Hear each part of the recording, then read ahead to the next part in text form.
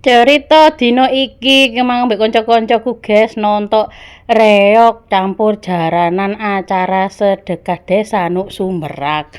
Go ngono teman-teman. Nah iki wis penarine ayu-ayu karo diiringi musik nengglung. Nengglung nengglung nengglung ngono ya. Iki kok akeh royokan sayur teman-teman. Lah iki lak Mbak Yuni Wahyuni sih ambek teman-teman. Malah duduno teman-temanku guys iki mang bolang yo. Oleh sayur mek saitik soalnya wedi kidaan wong royokan koyo ngono kae. Hai Besti. Lah iku ana Prik Pino. Wis ya tak syuting kabeh teman-teman.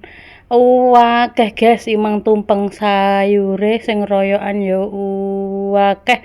Acarane wis padha royok-royokan ngono teman-teman ya. Aku ngeroyok sak oleh rek timbangane aku tiba aku wedi tiba. Dadi aku ngeroyok ya sak oleh-oleh ae.